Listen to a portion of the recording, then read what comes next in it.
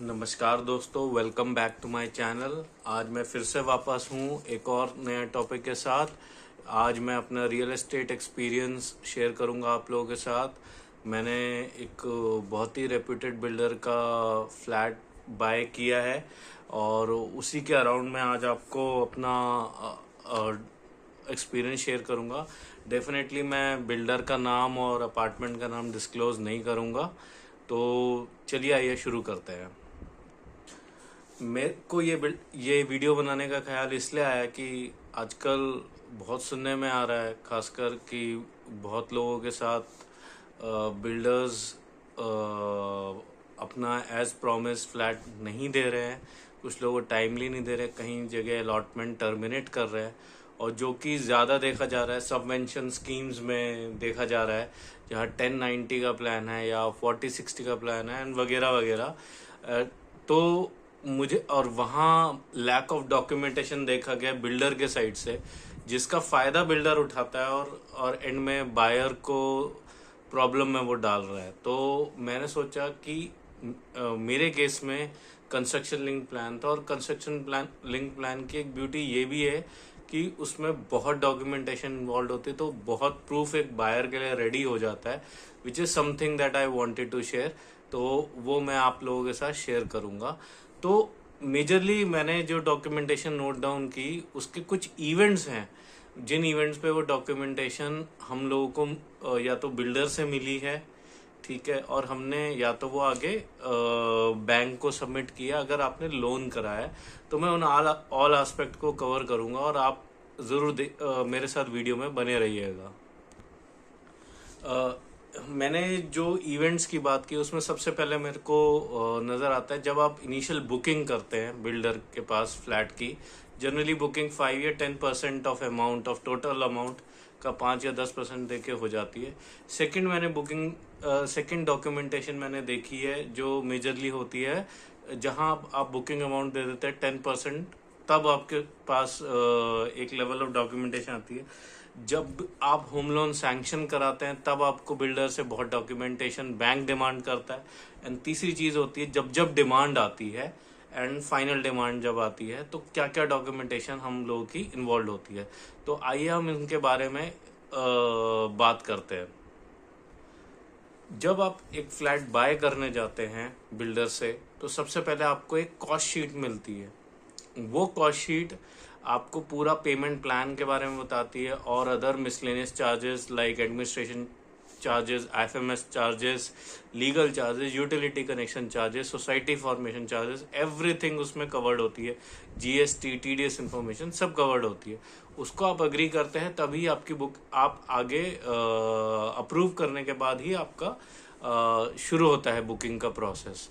तो सबसे पहले कॉस्ट शीट है जो फर्स्ट डॉक्यूमेंटेशन रिसीव होती है after making 10% of initial payment, जिससे आपकी बुकिंग कंफर्म होती है। उसके बाद आपको मिलता है, बिल्डर इनवाइट करता है फॉर बिल्डर बायर एग्रीमेंट, जो कि तहसील में रजिस्टर होती है बकायदा। और क्या कहते हैं, बीबीए जो होता है, वो एक तरीके से ये प्रमाण, जो कुछ बीबीए में बिल्डर लिखता है वही वो उसको करना पड़ता है एज प्रोमिस। और जो बीबीए में नहीं लिखा वो कभी डिलीवर नहीं होने वाला। तो बीबीए वो डॉक्यूमेंट है जिसको आप, अगर आपने लोन लिया था, आपको बैंक को भी सबमिट करना पड़ता है इनिशियली ओरिजिनल में। सेकंड होती है अलॉटमेंट लेटर, आपको इशू होगा इमीडिएटली, ये एक प्रूफ बनता है। और आपका रिसिप्ट ऑफ 10% पेमेंट डन वो आपको मिल जाएगी। जनरली जब इनिशियल पेमेंट लोग खुद से करते हैं, 10% बुकिंग करते हैं, उसके बाद आपको होम लोन की रिक्वायरमेंट होती है। तो होम लोन जब आप सैंक्शन कराने आते हैं तो बैंक की भी कुछ रिक्वायरमेंट्स हैं डॉक्यूमेंटेशन की, जो वो कहता है कि आप लाख के दो मुझे बिल्डर के बिहाफ पे। तो वो क्या क्या चीजें होती है, जनरली एक होता है board resolution copy from builder, ठीक है, उसके बोर्ड ऑफ डायरेक्टर्स कौन कौन है, उनका क्या डिटेल्स है वो मांगता है। एनईएफटी डिटेल्स फ्रॉम बिल्डर कि किन अकाउंट में पैसा डालना है, जैसे कि मेन अकाउंट अलग होता है, प्राइमरी अकाउंट अलग होता है बिल्डर का, जीएसटी अकाउंट अलग होता है, एस्क्रो अकाउंट्स होते हैं जो कि। फिर होता है builder ledger, payment done so far by you to the builder, उसका एक लेजर वो पूरा डिटेल देता है इसमें कि किस मोड से पेमेंट हुई है, क्या उनकी ट्रांजेक्शन डिटेल है, सब। फिर होता है NOC from builder, from loan running from any other project. तो जनरली ये एक बैंक देता है इस केस में। Permission to mortgage and next demand letter, ये सब चीज बैंक डिमांड करता है बिगिनिंग में जब आपका लोन सैंक्शन होता है।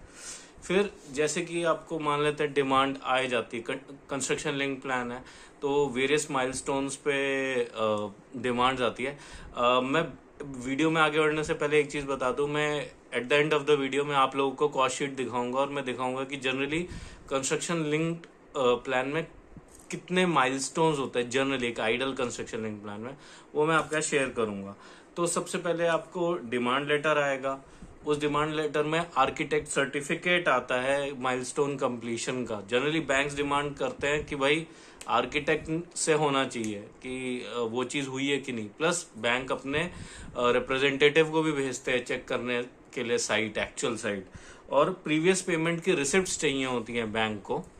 और साथ साथ जैसे ही ये बैंक डिसबर्स कर देता है या आपने पे किया, जैसे भी डिसबर्स हुआ, आपको उसकी टीडीएस 1% टीडीएस भी पे करनी पड़ती है इनकम टैक्स को, जिसके अवज में आपको फॉर्म 16B मिलता है, जो कि आप शेयर करते हो आप क्या कहते हैं अपने बिल्डर के साथ, और वो टीडीएस पेमेंट को पेड मानता है उस सिनेरियो में। फिर मान लेता है आपने सारे माइलस्टोन्स पे यही प्रोसेस और यही डॉक्यूमेंटेशन रहती है, लगभग रहती है। फिर उसके बाद आपको मान लेते हैं पोजीशन का टाइम आता है। पोजीशन टाइम पे फाइनल डिमांड आएगी, जिसमें आपका मेन इंस्टॉलमेंट डिमांड तो है ही, बेसिक पेमेंट तो है ही है, प्लस वो अदर चार्जेस भी आपसे मांगेगा, लाइक जैसा कि मैंने वीडियो की शुरुआत में बोला, IFMS charges, admin infra charges, society formation charges, legal charges, utility charges, ठीक है। और आर्किटेक्ट सर्टिफिकेट भी आपको देगा, ऑक्यूपेंसी सर्टिफिकेट की कॉपी भी मिलेगी जो गवर्नमेंट ने उसको दी है। और जब आप वो पे कर देते हैं तब आपको पोजीशन लेटर मिलता है और आपको वो इनवाइट करता है कन्वेंस डीड और रजिस्ट्री करने के लिए। तो जब आपकी पोजीशन लेटर एंड रजिस्ट्री ये सब हो जाती है, डायरेक्ट आप बैंक को जमा कराते हैं अगर आपका लोन है तो, और मतलब रजिस्ट्री की कॉपी डायरेक्ट बिल्डर से बैंक कलेक्ट करता है जनरली, मैंने तो यही देखा है अपने एक्सपीरियंस में। तो मेजरली ये टाइप की डॉक्यूमेंटेशन होनी चाहिए। जो मैंने वीडियो की शुरुआत में बोला, सबवेंशन स्कीम सफर कर रही है ये डॉक्यूमेंटेशन ना होना। अभी रिसेंटली बहुत केसेस आए हैं बिल्डर्स के जिन्होंने टर्मिनेट किया है अपने बायर्स का, वहां लोगों ने सिर्फ वाइट मोड से, इलेक्ट्रॉनिक मोड से जस्ट पेमेंट की है और उनके पास उसकी या तो सिर्फ रिसिप्ट्स हैं, बट उनको कोई अलॉटमेंट लेटर नहीं मिला, बिल्डर बायर एग्रीमेंट नहीं मिला। तो ये एक बहुत बड़ा फ्लॉ देखा है जिसे बिल्डर एक्सप्लॉइट कर रहे हैं, और they are in a way blackmailing the buyers कि वो आज का जो उसका रेट है, जो अप्रिसिएशन आया है, वो भी बायर से छीनना चाहते हैं, और उनको कह रहे हैं कि भाई या तो आज का बढ़ा हुआ रेट दो, नहीं तो टर्मिनेट समझो। तो इसीलिए मेरे को ऐसा लगता है ये जो स्कीम्स हैं, ये प्लान्स है, ये डॉक्यूमेंटेशन सही से नहीं होने देती हैं। कंस्ट्रक्शन लिंक प्लान इसलिए अच्छा है और बायर का एक सॉलिड प्रूफ बनता है जहां पर कोई बिल्डर उसके साथ गड़बड़ी ना कर पाएगा। तो अब आपकी स्क्रीन पे कॉस्ट शीट आएगी, ठीक है, जिसमें मैं आपको वेरियस माइलस्टोन्स दिखाऊंगा जो मेरे केस में था, ठीक है। मैं आपको कोई अमाउंट या कुछ भी नहीं दिखाने वाला हूँ, पर milestones generally construction link plan में क्या रहते हैं आइडल वे में, वो मैं आपको बताता हूँ।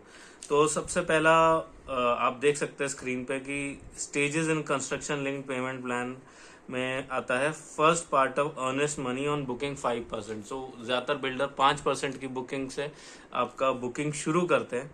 फिर second part of earnest money with in 21 days of booking, तो वो भी 5% रहता है। तो जनरली 10% बुकिंग के बाद बिल्डर आपको बिल्डर बायर एग्रीमेंट और अलॉटमेंट लेटर इशू करते हैं, बीबीए के लिए तहसील में बुलाते हैं और होता है। उसके बाद जनरली माइलस्टोन्स रहते हैं, जैसे with in 60 days of booking 10% वो मांगते हैं, with in 120 days of booking 10% मांगते हैं, फिर कंप्लीशन ऑफ प्लिंथ 10% मांगते हैं, कंप्लीशन ऑफ फर्स्ट फ्लोर 10% मांगते हैं, again completion of fourth floor slab 10% मांगते हैं, completion of 10th floor slab 5% मांगते हैं, completion of terrace slab 5%, completion of block work, generally electric and plumbing work इसमें involve होता है, completion of flooring and notice of possession 10% करके। ऐसे आपके कंस्ट्रक्शन लिंक प्लान में आइडियली स्टेजेस होते हैं।